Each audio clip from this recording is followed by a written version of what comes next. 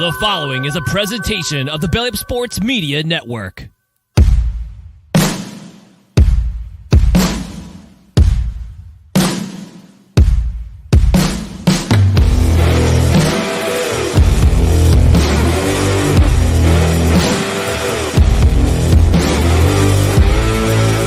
Well, no, what I'm saying is someone's still going to win, and it might be if just I know half the field, if just about half the field is playing badly, with golf, you can easily say, oh, the course must be hard. They're all playing bad. You know what I mean? It all kind of comes back to earth a little bit.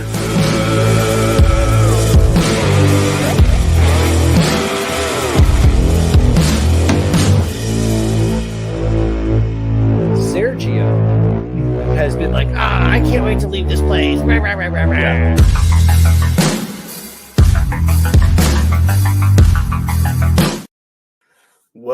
Welcome Tuesday night here on the Divots and Pivots show. I am Andrew LeDuc, aka Mr. Mallet, and joined, as always, by Mr. Bud Copeland at This Buzz for You. Bud, how are you? Better than your team this weekend, I hope. So when my grandfather was growing up, I think he was first generation American. So his folks came over from Russia in the early days. Didn't have any friends. You can relate. Didn't really speak English. Shots fired early. Didn't speak English until he was in like the third grade, but he had a pet raven. He had this pet raven, a black bird outside, that lived outside that he would feed and everything like that. And then the Depression hit, and guess what was for dinner one night? Crow. And yeah. And so in honor of that, I am drinking. I'm joined by Edgar Allan Poe. Because I am going to be eating a little bit of crow today, and I'm all right with that. It's early. I got too hot, too high, and just like Icarus, flew too close to the sun. Constantly all year. Stop it with your humility. But really, actually, you go first. I was going to say real fast, speaking of Edgar Allan Poe, you just brought him, have you watched the new The Pale Blue Eye on Netflix? Have you seen that movie starring Christian Bale? No, but I'm into it. I used to teach creative writing, and it's pretty cool. So Poe's not like the Christian Bale's character is the star, but Poe is like the secondary star, I guess. Sure. Like his character it's just a well done movie. I highly suggest checking that out on Netflix. The Pale Blue Eye. Is it a lot? Are there a lot of literary allusions to Poe? I mean, is the whole thing Poe themed? Hence no, Pale Blue Eye. Okay, that's what I mean. Like Poe's like the secondary character. It's like a murder mystery thriller, and Poe is like.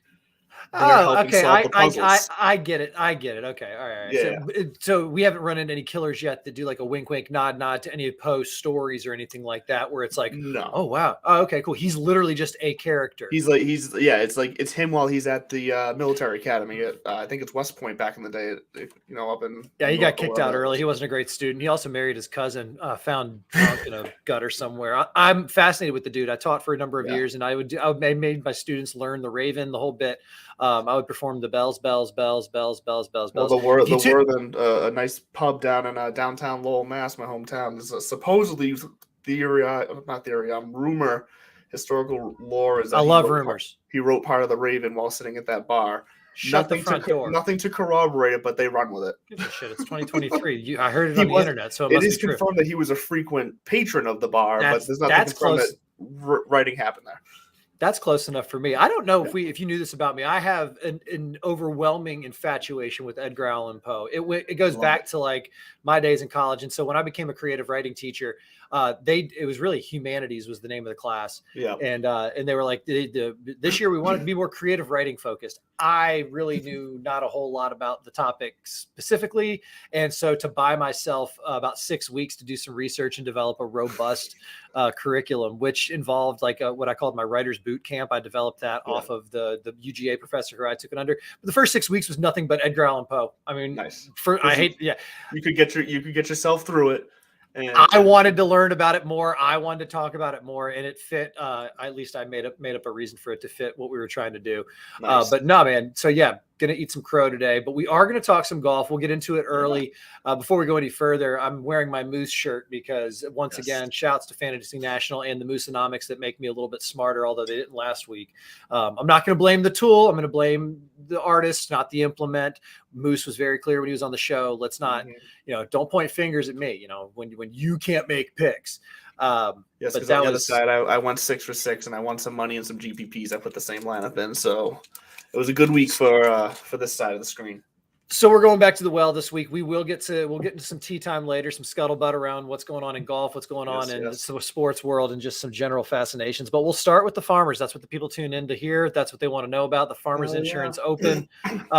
What I love about this is, first of all, we get to see a major venue. Torrey Pines, the municipal course is out there in La Jolla in the San Diego area. This was another Muni major that Tiger took down in 2008. My uncle was on the 72nd. I like how I had the facial humble brag. No, but my uncle was fortunate enough to be one of the photographers on the 72nd that got like the double fist pump of Tiger after he makes the putt to force the playoff with Rocco.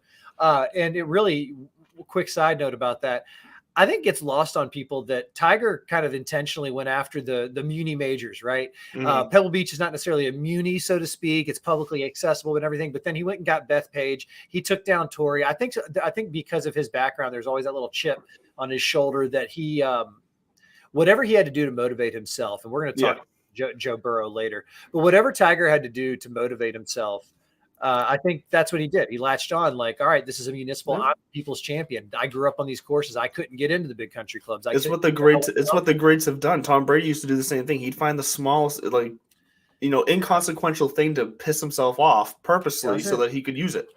You know what? I think since Tom Brady is such a big golf person and he was part of the match series, we get to bring him up whenever we want, in season or out of season. He looks terrible. Yeah. Now that Bill O'Brien is back in New England, now everyone's like, oh, maybe Brady's going to come back. I just leave him out to pasture. I don't need him. And not that he's still good enough to be in the NFL. But I don't want him right now. I go back to my heroes, Dan Patrick, and what he says. He's like, if I'm Miami and I want to give Tua another year to breathe and heal, and I got Tommy saying right there and saying, hey, want to be closer to the kids? Want to come 1 year, one more ride, try to blah, blah, blah, stick it to the old man up in the East again. There's all sorts of angles. Because here's the other part, and we will get back to the Farmers. This is a golf show. But as we're talking about, the reason we're talking so early about the Farmers is because it's up Wednesday to Saturday this week. They said we don't want to touch Sunday. We're not going to fool ourselves into thinking that we can go head to head. Now, I'm not so naive to think that it was that simple. There's probably some advertiser crossover in there where they just went, wait a minute, pause. We're shooting ourselves here, right? So let's do this. I think it's cool. It's one of those wink, wink, nod, nod acknowledgments to the king of all sports in America, football. But it's also just one of those one-offs in the year that I kind of like. So they're starting next week. You will be seeing Wednesday pieces. This week's in golf. I'm going to tease it right now. It will start next week because it involves our picks. It involves our analysis. It just depends on which emphasis you put.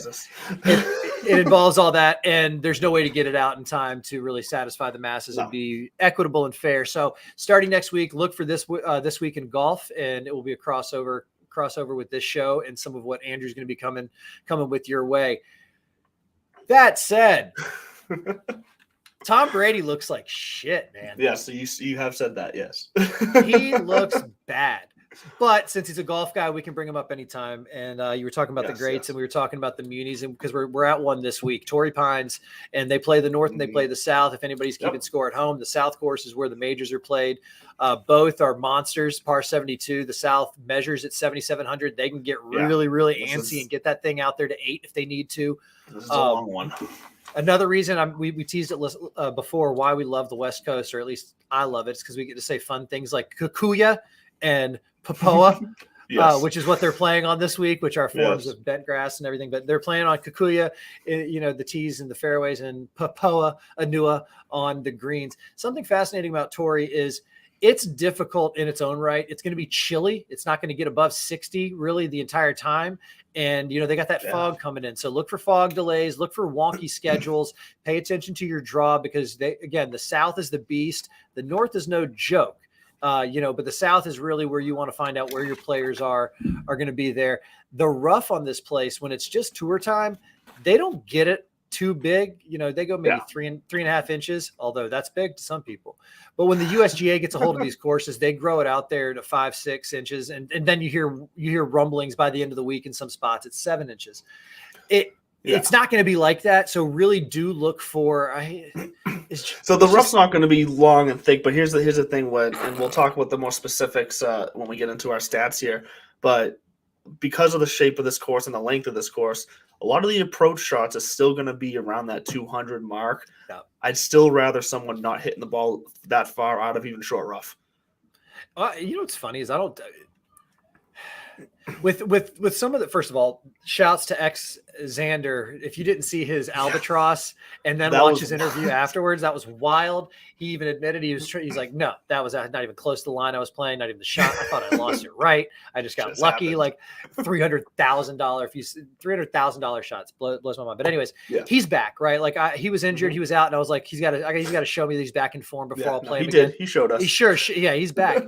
But where I was getting at is tiny little tweaks that maybe guys were looking to muscle through. Now we've seen what muscling through can do to you in the game of golf, because they are treating it's much more fine-tuned, where, you know, if you're going to pull something trying to 210 out of the rough up the hill, Tiger could do it. Most of these guys can do it, but I think they are starting to play the odds a little bit more and just hit an 8-iron up there, get something that's 50, 70, 75 yards and in, because even these guys, I don't think they're thinking they're going to make it, but they're at 75 and in. They know they're up and down, and they really think they've got a chance to dunk those. So, but to your point, I would much rather just not even mess with all that and have somebody who's putting the ball in the fairway and putting it to the green.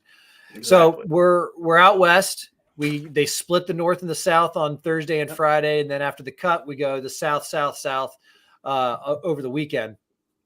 What are we missing on the setup before we start talking about key statistics or things that are going to influence your decisions? Well, I'd say the only thing to really watch out for. So you mentioned the fog, because this is a 2-course scenario with one playing, somewhat different as far as difficulty level than the other. If we do run into delays and a situation for some reason where some guys have to finish off their first round on one course on the morning of the next day, and then they have to switch courses. It's one of those little wonky things that might just mess with a guy. Maybe not every guy, but some of these golfers out there that like their routine, that's something that might mess with guys. I just watch the weather. That's all. If fog is going to be a factor long term in the morning, I might favor some of the morning tee times just to avoid someone having to play extra holes on the second day. That's a fair point. If you can get your guys in early and get some numbers out there, go bank your points and not let Mother Nature or Father Nature, we really don't know how nature's identifying these days, let that dictate, the scores. I will say when you throw out this is what's fun and exciting about this. I'm rooting for fog. I'm team fog this weekend because when that happens, everything kind of goes up in the air, and the guys will talk about it. Like, it is a whole different mentality if you are one of those early groups, and then all of a sudden you might have to wait something like 30 hours before you tee it up again. Is that going to mess with you? Are you going to watch? Are you not going to watch? Or is there jet lag involved? If play gets paused and your ball's like in the middle of the fairway, and your first shot out there is going to be, a tough hooking iron shot compared to a nice easy tee shot. Things like that, they matter. Those little moments matter. Yeah, to you and me, these guys are freaking machines. No, I agree. You are right. Because you take a Charles Howell III, and I'm just using him as kind of your stereotypical lifelong grinding tour pro. And he's almost mechanical in everything that he's done, his appearance, everything. Like, sure. So you take a guy like that, where I would imagine, if we're going to throw stereotypes around, and why not, that he would not be great kind of just off the cuff. All right, I got to wake up tomorrow morning on X hole. I'm 172 off the left-hand rough, up the hill, over the bunker. Like, that's my opening shot. I got a feeling that would bother him, and he would just have that mentality of like, let me grind it out to get in, and then I've got a fresh round coming right off that. I'll get back on track. Or even going in and only having to play like your final 2 holes of the first round and then sit for like 5 hours before you even start your set, or something like, you know what I mean? Right, as opposed to Harry Higgs, who I feel like Harry Higgs could be rolled off of a couch or jet charter at any given moment and say, Harry, here's the 7-iron. Where's the hole? Over there. Go for it. Like, I feel like he's the embodiment of Tim Cup right now. Also because he had a pretty good weekend, and he's another one of those personalities who flirted with being really good last year and the year before, and then ebbs and flows. He kind of fell off. Didn't play great. Wasn't really like a name that was up there, but he is such a personality, and I think he did get such empowerment while he was flirting around those areas that as soon as it clicks again, he's going to be back on top. But this week, I will say, look for big names. It's not, you look at the field, you look who's here. Yeah. It's the creme de la creme. It's the cream of the crop. They're going to rise to the top. I was about to start rapping. So look, I don't think there's going to be a dark horse coming out of anywhere. You got a bunch of ass kickers up there who just got their asses kicked, but they know that they're ass kickers themselves. So this is a familiar track. They're going to know how to be prepared. I don't think you're going to see somebody like Davis Thompson catch lightning in a bottle this week. I think it is going to be a star-studded top 10 once we get down to the nitty-gritty. Speaking of the nitty-gritty, yes. What is your nitty-gritty for this week? What are your key three that you, or four or five or however many you pumped into your overindulged model? What are you looking at this week to influence your decisions? Well, since it's West Coast, we've talked about before, I'll skip right over the fact that strokes gained approach, and strokes gained putting are in there again. It's just the way it is right now. So we're keeping those. But the three that I've added into those two are going to be par fours, 450 to 500 yards. That's the majority of the makeup of both these courses. Fairways gain, as to my point earlier, because of the shapes of the course, the holes, we're going to have a lot of long approach shots. I'd rather those being taken from the short grass, so I want guys putting it in the fairway. And then my other one is for the same reason, proximity for approach shots, 200 plus yards for those shots. So those are my three additional stats to approach and putting. See, you're setting the table for me to be lazy the rest of the year, and I'm kind of liking it because Why? I'm Why almost. Is that? Well, the whole mantra here, I almost think you can overcook it too much. I'm almost leaning more into the keep it simple, stupid method, which to me, I've able been to. You know what? Real quick, the reason I freaked out like this a second ago, I just realized I'm out of bourbon. I got to grab a beer. Oh no. I know. I'm keeping some. I felt a little dehydrated, so I'm going with the Arnold Palmer's. Nothing like a bunch of sugar and unsponsored, but nothing like a bunch of sugar and sodium to really quench that thirst. Yeah, but they're so refreshing. Nothing better. If you're hungover, nothing better than an Arnold Palmer. Okay, so the 22-ounce strawberry Arnold Palmer, if you have that, it's freaking delicious. No, I have not. I can chug it. They're hard to find, but they have little strawberry. It's a black can with little strawberries on it. They're delicious. You gotta have it. I can't do strawberry flavored things outside of a strawberry milk every once in a while. It's very light strawberry flavor. It's not crazy. It tastes like an Arnold Palmer with a hint of strawberry. Right. So, anyways, I think I might actually have a chance to be lazy the rest of the year and roll with a core 2, which used to be strokes gained approach and strokes gained putting. Yes. And I was looking at strokes gained. My good old friend, kind of like every summer I had these buddies at camp, 19 minutes and 24 seconds. One in particular, his name's Jonathan Goodboo, but it's spelled Godbout. And he's a school principal up in Nova Scotia in the off season. And then during the summer, he and his wife, who used to be my roommate, totally platonic. She went to the University of Tennessee. The third roommate went to Florida. It was a fun house to live in. But the two of them got married, and we would go the entire school year. Is that my dog? Miller. Get over here. We would go the entire school year without seeing each other. We'd get to camp and things would just kind of pick right back up where they left off. Like it was nothing missed. So my good old friend strokes gained ball striking, which takes into account tee play and that approach shot. So really setting, I think that's going to supplant strokes gained approach. And I'm going to hold on to putting. I know that when we get out here, somebody's going to say, but wait a minute, bud, didn't you always say, you know what? I got to see what this freaking dog wants. This is wonderful television, and if you're listening to this on the pod, you can do that because I have some points I can drag on talking about putting here to back up your point. Please do that. Of why stroking putting could and should stay in the core, maybe even above strokes gained approach, alongside strokes gained ball striking, and that's because the fact of the matter is so many of these golfers nowadays are they focused on their wedge play and their iron play, and they can just stick it. The majority of these guys can stick it close. So what is going to offset the stats where everybody feels confident and can do at a high level? You got to find the guys who can finish those plays off by putting. If they can stick it close and putt, then compared to the guys who can stick it close and can't hit the putt, then there's your edge. And I think that's what I was getting at earlier, which is what like don't be shocked when you see big names doing big things. Yeah. Xander, Colin Morikawa, and I was going to lead with this earlier. Sorry. So what's my third? What's the third you ask? Yes, Between what's the strokes third? gained, ball striking, and putting? Thank you, Andrew. Thank you for asking. Where's my dog? She's still out back. Double bogey avoidance, not bogey. Double bogey avoidance. I think you have to give yourself a little grace on this course and know that you're going to make some bogeys. It's a tough freaking track and it's long. Because like you said, it is long. You are going to have some 200 plus carries and whatnot into these greens. And the greens are big and everything. But if you're in the rough, might be forced to lay up on a par 4.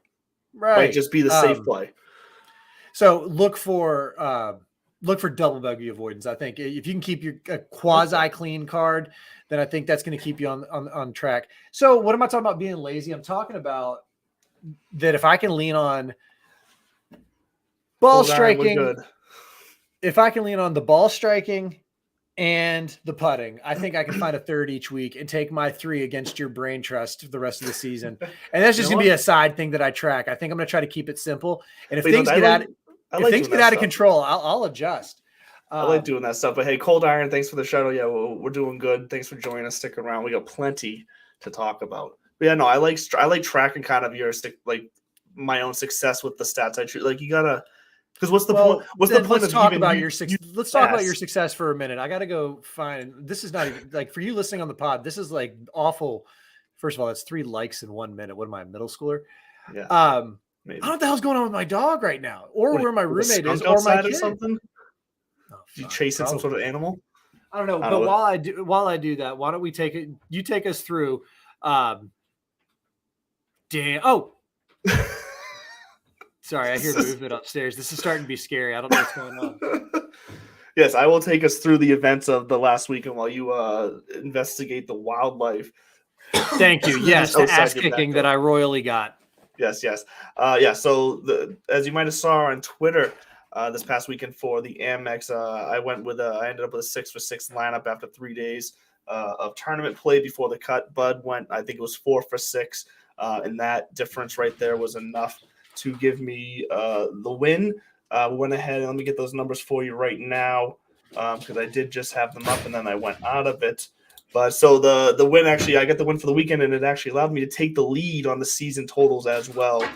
So your boy here, Mr. Mallard, back on top, where the teacher belongs until we hit the real world golf course where Bud will take his throne back.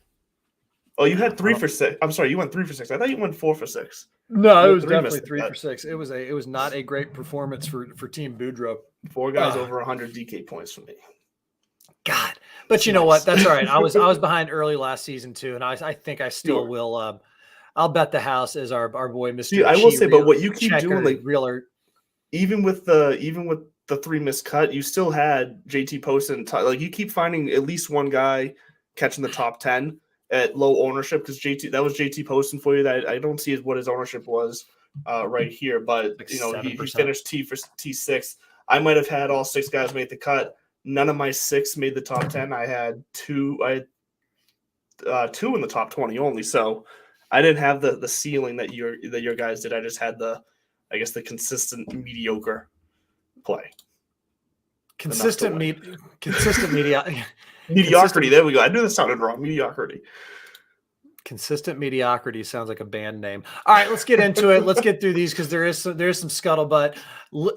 Liv is not coming back to Boston, and I'm pissed. They changed it. I didn't see that they changed that. They released the final schedule, and they took Bolton out of there. And Boudreaux a little pissed. Boudreaux a little butthurt. And now that Greggy Norman's going around going, we got a CW contract. Shut up, Dawson. Yeah. Like, go. Which we still haven't talked about on the show because that dropped on Thursday last week after we released our show. All right. Do you want to do quick thoughts on the CW and Liv before we move on? There's no such thing as quick thoughts on the CW and Liv. My quick thought is my initial thought was to make a joke and to laugh, and then my immediately following thought of that was that is still a step in the right direction for Liv because it's still off of YouTube and it's still a network. But they're desecrating the creek. They're desecrating Joey Potter. This is one of those things where did it have to be the CW? I mean, it is weird that the keeper of Vampire Diaries. I'm hoping this humbles them though, to maybe they finally realize, oh, maybe we're not going to get everything we think we deserve right off the bat. If you're if you're on the production team for like CBS or something, and you're coming off the Waste Management or even this weekend, Yeah. you know how like after the NFL they're like coming up next 60 Minutes or some nationally renowned TV show. If you're coming off of a golf broadcast and it's like, yeah, coming up next, the NFL, blah blah blah blah blah. Oh, by the way, on the CW, it's going to be season 3 of Gossip Girl. Yeah. Although Gossip Girl is a phenomenal show, I'd hop over for that, depending on the NFL game. All right, so let's start up top. 10K. I'm not going to try to get cute with this. I'm going to say if you really have to pony up the dough, do it. Take John Rahm. The guy won a U.S. Open here. He's won everything. He is it right now. I think my favorite stat I saw floating around was something like in the last 20 years, 14 times has a winner three-peated in a season, and or 17 times, and 14 of those was Tiger. And that's what John's trying to do back to back to back. Why would you bet against him? I'm saying if you can build a lineup without him, get the leverage, get your points, do it. Yeah. But at the same time, I would not bet against him right now. Well, 2 points, like you said, it's good to get on a course like this, tournament like this, to get the horses that you can. So it might be pretty hard to build a lineup considering he's $1,100 more expensive than Tony Finau, who is the second most expensive. My second point, what is most impressive about Jon Rahm's run right now for me is that I'd have to look back to really confirm this, but I know at least these last two, it's not like he's been leading wire to wire or even led a round. He's kind of just staying close, staying in the mix until that fourth round, and then he just turns into another gear and flips it on and takes over. And I think we're seeing that champion approach from Jon Rahm in these wins right now, which I think is starting to finally separate him from the pack. I'm not saying he's up there with the greats yet, but it's a characteristic I think that needs to be watched because it's impressive in what he will need to win some majors. Well, it's a blueprint for Augusta. We saw Scotty Scheffler go through a similar thing last year where he just started clicking, and then he goes and shoots 20 under at Augusta. I'll say this. I'm not locking in on Jon Rahm. I would say if I was going to draw, quote unquote, to use the term that the kids say, if I'm drawing anybody in that 10,000 range, I'm actually dropping down and taking Colin Morikawa because he's dialed back in. And I think he's another one of those. I mean, he's another 2-time major winner. When his approach game is on, he expects the outcome a normal tour pro does from their pitching wedge from his 6-iron. I mean, he's that dialed in. So he's accurate. He's long enough to win out there. He's a West Coast kid. And he's won out there before. So I would say take him in the 10K range if you're going to pony up. Jon Rahm, I just had to acknowledge that what he's doing right now is one of those runs that's just freaking stupid. It is. It's impressive. But yeah, so I don't mind the Colin Morikawa play. I will say that I prefer I would prefer actually just paying for Xander right there at the same price. I think that the WD at the Century of the back issue obviously had everyone worried, but when you take that out, he hasn't finished outside the top 10 in his last 4 tournaments, and it looks like he didn't miss a beat. So I think I would personally rather pay for Xander there. And when you look at his strokes gain total over the last month or so, I don't think it's dipped below 29 in a tournament, it looks like. So, he's in good shape outside of that one WD, which I think at this point we now can tell that was for precautionary reasons. All right. Well, we'll have something to pay attention to up high to see where you're wrong and I'm right. Dropping down to 9K real quick. I think it's an easy. Yes. 9K is tough. I mean, 9K is real tough. Will Zalatoris almost won here before. Justin Thomas is always juicy when you can save a couple bucks. When he's not in that top tier, but you also have to ask yourself why, because he has not been exactly clicking on all cylinders according to what he expects out of his game. Sung J M, I'm really big on this week. Taylor Montgomery's a name that's been popping up again. He's one of those people that I think the folks are waiting for him to break through. Then going down Siwoo, we know who Siwoo is. So you look at the 9K range, and I'm sorry, Hideki, not Siwoo. Don't have my glasses on. We do know who Siwoo is. Yes, Siwoo's just barely in the 8K range, but yes, they're both right there. But that also was my point of if you're looking down there at Hideki, you might want to save $100 and go down one more into that 8K range. Yeah. Who do you like? You go first on the You- 9K so I can tell you why you're wrong. I think you literally said everyone except you said just about everyone in the 9K range except for two guys, and one of them is my guy, and I'm going back to Max Homa.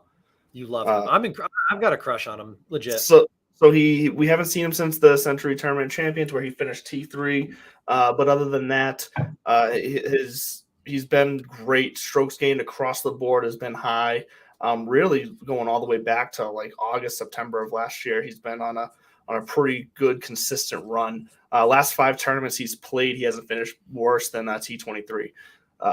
And with all my stats, he ranks top 10 or inside the top 40 in all of them. So I'm loving me some Max Home. I'm going back to him. Now, the one thing I don't love about him is he's projected at 21% owned. That's going to be a bit of a tough pill to swallow. But I might just have to roll with it because I do just like him that much. You and your ownership.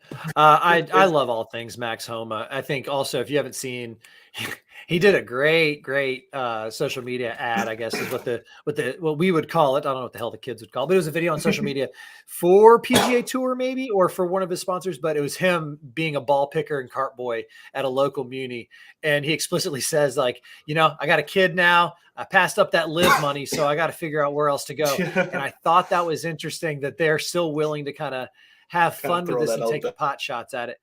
And I think it lends the legitimacy to it. We spend a lot of time talking about the business side of it and what we can judge and everything. And then there also is the reality, which is why schmarmy little Greg Norman gets to go on TV and go, look, we got the people want it. There's 120 million viewers in the CW network, and we can't wait how much. I would love to see the crossover in the CW primary demographic and professional golf. That said, we're trying to grow the game. I mean, there's going to be a curve there. It's going to take some time.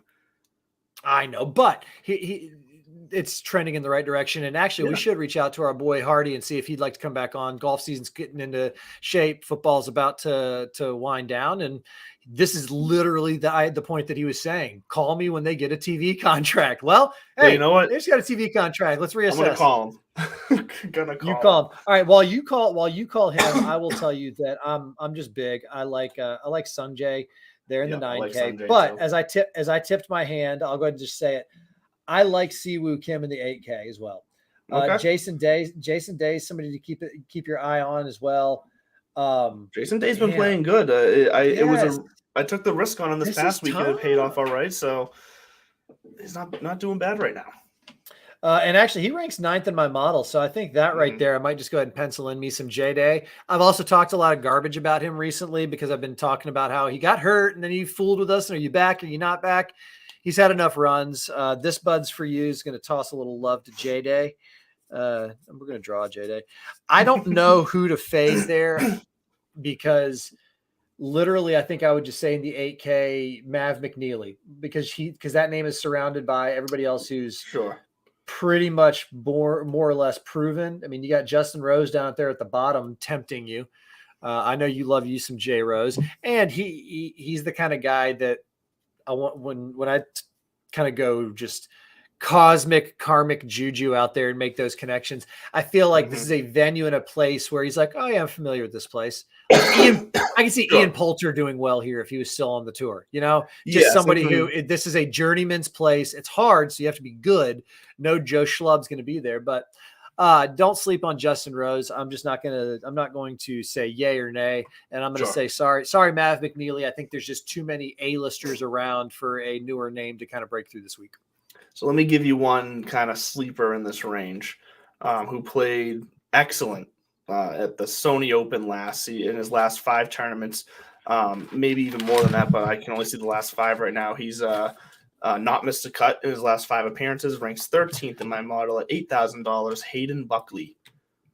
I love that name. Hayden Buckley. So he ranks out 6th from on par 4s, 450 to 500, 7th on fairways gained, 32nd on putting. He does what's bringing him down is he ranks like 103 for proximity 200 plus yard shots. But he might be for the ownership and for the price at 8,009% ownership for someone who has been on the positive side of strokes gained total since September of last year, and only been on the rise in that stat sense. I think Hayden Buckley might be a nice little value play. Hayden Buckley sounds like a Southern attorney. He's actually the pricing is changed. He's actually 7,900. Are you breaking news on Hayden Buckley? Fantasy National has him listed at 8,000, but it looks like on DraftKings right now he's only 79.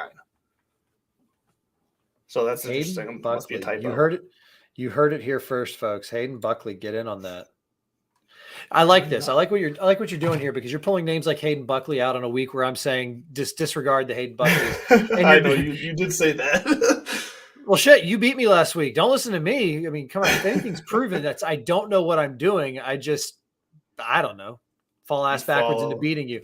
Now, the one place I am just going to go ahead pretty much blindly by the numbers is this 7,000 tier. There's because I'm not going to spend too much time splicing hairs after I just did a whole song and dance about stick to brand names, stick to what you know, stick to familiarity. This week and the waste management is really, I think, when the tour really kicks off for me.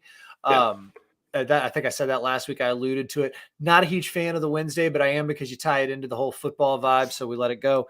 But down there in the 7K range, I looked for anybody who was single digits in my model. And again, that model would be strokes gained, ball striking, strokes gained, putting, and double bogey avoidance. That's kind of my keep it clean, keep it in the fairway, and just be there on Sunday with a chance to win. I know that sounds like a major, but it's really, it's much more. I don't see somebody going out and blowing the field away. So you just want to be prepared, and that kind of lends itself to experience. That said, I went to the experience and I went and sourced the interwebs. I'm not above crowdsourcing some help myself. And a name that I kept on popping up everywhere that also ranks 6th or 7th in my model, single digits, depending on what weight I put on which category, is Mr. Matthew Naismith. He's a name that's been around last year. I think I've picked him once or twice and he's done us well, but I think he's also one of those. First of all, his name's kind of weird. It's like N little E big S, it's like Nesmith. Yeah. Mr. Nesmith is one of those names on a leaderboard that jumps out at you. And so that's why I'm also like, you've noticed it a couple times last year. And so I'm not going to give it too much thought. I actually might just go down there and plant a flag in him and lean on the statistics, and then go back up and start playing around with the bigger names, because I want to know that I've made some room. And at 7K, you got some cash to splash around after that. So I don't hate it. He has missed his last 2 cuts. So that's the only part of that's worrisome for me. Well, I guess it's not the only part. He's pretty much at the back end of the field when it comes to the par 4 lengths of 450, 500. And then the 2 missed cuts. So that's the only thing. But like you said, other than that, he looks wonderful. Other than that, he's top 30 in approach, proximity 200 plus, and putting. So I get it. He's played a lot. He's 18 of 26 cuts made. So he's been playing just about every tournament he can get his hand on at this point. So I get it. He's going to be in comfortable form most likely. So I don't hate that. And then I'll just go ahead and wrap up my 7K real quick. And is there even 6K? We're not dicking around with 6K, are we? Probably not. Too. I don't think so. Pardon my. No one stood out to me off the top of my head. So yeah. Well, if you got some 6K love that you want to remind us of, go ahead and hit us in the chat or the comments and let us know. Be like, hey, idiots, you overlooked this guy. But the one I'm going to say to overlook in the 7K range is going to be a name that I think a lot of people are going to latch onto again because of recency bias. But Davis Thompson, if you missed out, he reignited the do you leave the pin in debate in the world of golf, because now that you can, I like to leave it in on long putts for the depth perception, which is exactly what he said he does, right? Once you get a little bit longer, it helps, with some of that feel. That said, I heard some of these quote unquote experts saying, oh, if that pin was out, that was going center cut. That was going to hit the back of that and just not, or it was just going to lip out like everything, like the whole certitude. Don't use a single data point and try to pivot an entire argument because of that one example. I think I really would love to know the different sciences behind that debate. But in my assessment, just leave it in and putt out real quick, and let's just move it along like this segment. Yeah, say no to Davis Thompson this week. Heartbreak last week. He's going to win this year. He's too dadgum good, but not this week. One last kind of shout from the 7K range. Alex Smalley at 7,700. 22nd last week. He did miss the cut at the Sony, but he had 3 straight top 15 finishes before that on the rise, strokes gained total, and he's pretty much Looks like in the top 70 in everything. So the top half of the field and all the key stats, including top 20 in approach. So he's just playing well right now outside that Sony Open. So Alex Smalley, if you're looking to save some money at 7,800 and low ownership at 12%, Alex Smalley might be a nice little spot to go there. You have any more thoughts on the fantasy stuff, or are you ready to pivot into some tea time and some other topics? You think that Alex Smalley is any relation to Stuart Smalley? I don't know. Do you know who Stuart Smalley is? I don't think I do know who Stuart Smalley is. What? Okay, never mind. We'll talk about this off air. Stuart Smalley was like an SNL character, but now that I'm saying it, I'm dating myself because I didn't watch a lot of SNL anyways. Back in the early '90s. Yeah, like I just didn't. I was never a big SNL. I've seen all the clips, but I never really watched it in the time. No, fun fact: the guy who played him was Al Franken, who went on to become a senator and then got Me Too'd. So there you go. Small full service here at the at Bud's house of stupid knowledge. Now let's move on. Let's talk some golf. I want to start with the live stuff. We already teased it a little bit. Sure. Yeah, the full schedule's out. 14 places. I think 9 of them here in the U.S. A lot of some familiar names. I'm just really, really chapped that they're not coming back to the Boston area. I think that for that reason alone,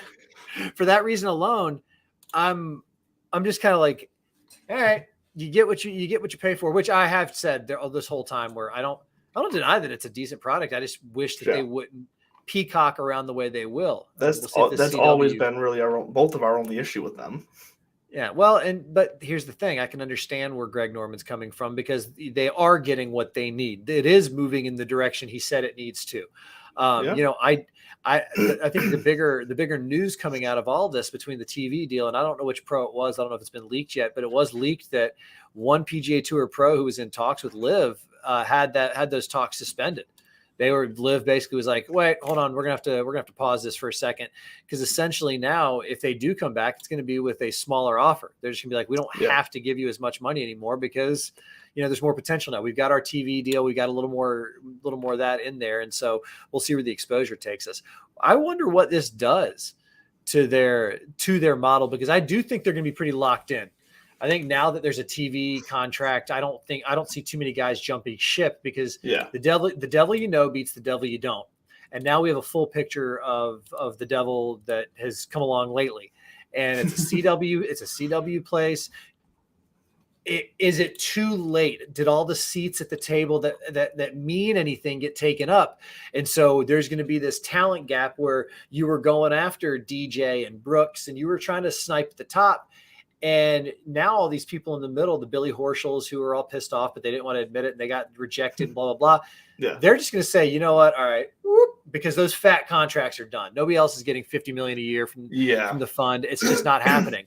That was and that's why also I don't blame some of those guys for taking their bag. Like, dude, you get one shot sometimes at numbers like that. If you're freaking lucky, right? Come on now. Sure. So I think it's going to definitely give us a truer sense. I think you have to weight it a little bit, saying it is on the CW, but at the same time, people aren't idiots. It's not like they're brand loyalists to go, oh God, where's the Final Four this year? True TV. Yeah, exactly. Would never. Fantastic point. Everyone watches it on True TV and whatever. That's a great point. Everybody will get people who want to find it are going to have an easier time finding it now than they did finding it on YouTube. Well, they're already going to have it, and they just didn't even know it. Yeah, exactly. So that's going to be that's why this is still a positive for Liv as a whole, is because their accessibility is going to be better or easier. Oh yeah, and I don't deny that. I'm just butthurt and pissed off that they're not still funny. Back to Boston. We can still make fun of it being. We can still make fun of it. It's the CW. Well, because listen, it was a fun freaking event. It was a new TV. It was a good. Oh, that's funny. It was a good time. I was looking forward to another round, the whole vibe of it. But that's where we're also crossing that threshold of, all right, golf fans, are you willing to travel? Are you willing to pay money? Are you, what? So we'll see. I think after this season, we'll get some better ideas. I'm looking forward to my favorite part about this is golf Twitter. Anytime that Liv is on, they've started to come out more and in the last like week or two. And so tea time is basically just anything that we want to talk about, anything we want to gossip about. And I'm gonna ask you something real quick. Joe Burrow, speaking of a good time, just a mean man he is.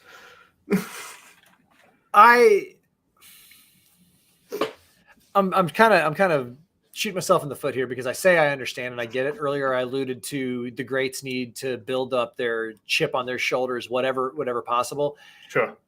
I don't mind him saying what he said when they were like, "What do you think about all these fans and the neutral site tickets and whatever?" And he was like, "Better get those refunds going, or better." I loved that comment. Honestly, I loved it. Okay, good. You're who I want to talk to. What else would he have said? Like, what's he supposed to say? Like, oh, well, we just feel really fortunate to be here, and I think a lot of quarterbacks would have. I think that's what a lot of quarterbacks would have said. Do you see a Derek Carr stepping up there in that situation? And because here's what it was too, it was very quick and it was very confident and had all the sass built right into it. I don't see Derek Carr stepping up there and saying, "Better get those refunds ready." He almost said it in a way where he could have said that and just walked right off. And it would have been good. You know what I mean? He had what's the word? The verbato, is it gravitas? The gravitas, yeah. So, I guess I'm getting a little old manish here then, because my point is bigger than that, which is like, and better get those refunds ready. No, I know they're not going to do it. They're not going to give that money back. Or what, were they not supposed to prepare for every eventual outcome? Well, no, of course it was. That's of course my part. That's my point. It's like nobody was trying to, and so maybe my beef is with the reporter for phrasing the question in a way, but like nobody was trying to take a shot at you. I get that you've got to build up your chip in your head, but that doesn't mean it's real. And that is that moment. There's a big conversation going on. Is he cocky? Yeah, he is cocky. And two things can be true at the same time. Well, he's good. It's confidence. It's cockiness. He's earned it. Yeah. Right. And he comes across as a cocky ass. Okay. He could win and still be just as cocky. And I'd still sit here and be like, and you're still an ass. Aaron Rodgers, total ass. Not really. I love Aaron Rodgers. No, he's a total ass. I want to do drugs with Aaron Rodgers. No, I don't. But my point is, he'd still find a way to talk down to you. I almost wanted to be. I wish I could have been that reporter and been like, "Well, yeah, of course they're going to refund the money. Did you think they were going to keep it?" And like, I would have loved that because I'm so sick of. Let's get a little bit deeper. That's all I'm saying. Let's get a little bit beyond that because yes, you loved it. I actually loved it. It got my stuff going. After all this, he says he loves it. No, of course, because that's what I want my quarterback to talk like that. I want my quarterback to be that bravado. And that's exactly what the vibrato. That's the word I was trying to say. Vibrato. Bravado. Yeah. Vibrato is a singing thing. Bravado is nuts. I want that. Whatever. What I don't want is I don't like the pile on culture. I don't like the, sure. I really hate the like, oh, did you see what he said? What do you mean? Like, yes, they're going to give the money back. Yes, they had to. And yes, he is a pro athlete, needed to be. Now I get his edge is to like, be smart and quick. The man from the generation that used to gather in circles, screaming, fight, fight, fight, and doing the exact same thing. No, we would silently punch each other in the arm. And the first person to make a noise was a wuss and you lost. We did that with integrity and quietly because we didn't want to wake the kids. No, I think it's just much more of I loved that. I loved seeing that. And then I also wish I could have been at a bar just to be that ass who was like, really, bro? Like you were out there too? Or just be like, what'd you guys expect? Did you think they really, man, see, nobody believes in us. Shut up. You're the Cincinnati Bengals. You were like one play from winning it all last year. A lot of people believed in you. Even after going 0-2, I think I was even one saying like, let's not sleep on Joey B. I just want to, like anybody else, that pile on thing. It's just like, come on. Oh, did you see what he said? Okay. I really would just as easily have an easy time saying like, I did see what he said. And I thought it was petty and beneath him and all the reasons that like when you win, nobody's going to care. And when you lose, everybody's going to pile on. But he didn't say that because he was actually like No, upset. It was fully no. for The team. finish of It that was thought for is everything. Sorry. that's what makes like a good leader, somebody who doesn't care. They're gonna stand their ground. It's us versus the world, no matter what. And then I really loved when people said, "Do you think you're an underdog?" Never feel like an underdog. Like, I'd love me some Joe Burrow. Yeah. I hate everybody else who thinks that they're cool because they like him. Not you. Okay, yes. I know. I see what you're saying. Yeah, because I would feel the same way. It's you know what? It's the same. It's the same as everybody had to deal with the Pats fans for 20 years because of Tom Brady. We still love you, Tommy. Because of him, we thought that we could walk around, talking trash and all that kind of stuff. It's obnoxious. But when it's your guys, it's great. I love it. Well, yeah. I don't know. So I get what you're saying though about people. Yeah, I get that. But I still have no problem with what Joe Burrow said. I'm there for it. But I get what you're No, not at all. And I think it was a smart move for them to be prepared for that. Speaking of whimsical, what do you think? Divot or pivot on the idea of having neutral site conference championship games moving forward? Full on pivot. What a terrible, terrible idea. Just a miserable idea. Did we? No, because this just came out over the weekend. Yeah, miserable idea. I love it. Just bottom line, just bad. I love it, but I think the way you have to reward teams for making the playoffs, right? Mm-hmm. And you have to reward those stadiums and those people and everything like that. So it would take a conscious transition year or whatever, but they're smart enough to figure out how host sites could be determined by previous playoff wins, and then you get entered into a pool. The problem is there's just too much money that you leave on the table to walk away from the current system. At least you're locked in when you're hosting that game.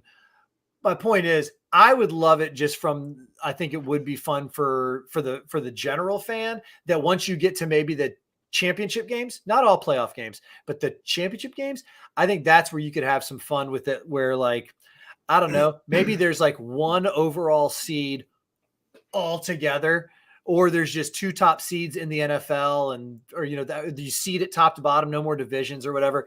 But I would love to see some more neutral site games at these top levels, make them much more of a big affair, make a whole thing about it. No. I understand why it would never happen. I'm just saying I love the idea because it would be a wrinkle. It'd be something new. So I don't think it'll ever happen because I don't think they would get the 2/3 votes from the owners. I don't think. Yeah, so no, it's never going to happen. That's why I agree. I don't think it's going to happen because of that. I do not believe this is this because of the situation where they're forced into this. I don't think this is the first time they've thought about it, seriously thought about it. I think what this is this created an unfortunate opportunity for them to kind of do a test trial of what a neutral site championship game looks like. But I feel like this has probably been a conversation amongst a handful of the decision makers, in secret, basically, for a couple of years now. That's what it feels like to me. Oh, God. No, this is absolutely, and it's not new. This is also just an opportunity for a content-starved society to talk about something else for 3.5 minutes on a podcast. Starved again. but it does bring up the idea of how do you shake up things in the NFL? Let's look at the Pro Bowl. I remember when I was growing up, you did want to watch it. It was fun. Well, they are essentially this year. What are they doing? Like skills challenges left and right or something like that. See, but I'd rather it just be that. I'm more interested in watching that, like a full 2 days of a skills challenge / flag football. I'd rather watch that than a full on pro football Pro Bowl game. I mean, I say even make it lighter than that. Make them go play pickleball, or maybe every sport other than, or they had them do was it last year or a couple years ago they had them do dodgeball? That's fun. Yeah. I want to watch professional football players hurl balls at each other. That's fun. You know. Don't look at I think I say honestly, I would just say continue to tweak it as they're doing. It's a moneymaker. Yeah. I do go back to, and ever since MLB did their song and dance with the All-Star game and screwed over some of the folks in Atlanta for political reasons, for long and short of it. I go back to, no, you're in a position of power. You can wield this influence. I get that. What do you say to the vendors, the moms and dads, and the folks who are just trying to work that third job to send their kid to summer camp? Second reference, and that's what they do. They go and they work the vendors at these games. They were the ones who lost out on that little bit of revenue and everything like that. And at the end of it all, did you really make your point? So that's when I go back to, I want my neutral site games. And I could make an argument that it would generate the opportunities over here where, blah, blah, blah. But at the end of the day, you got to just let it ride. You are right. It was just an opportunity to bring it up and discuss it because, hey, what happens if 98% of the people on Twitter are like, let's do it. This is the best thing since sliced bread. Yeah. You can always go back to the old way. But you're right. It would take too much of a vote. There's too much money.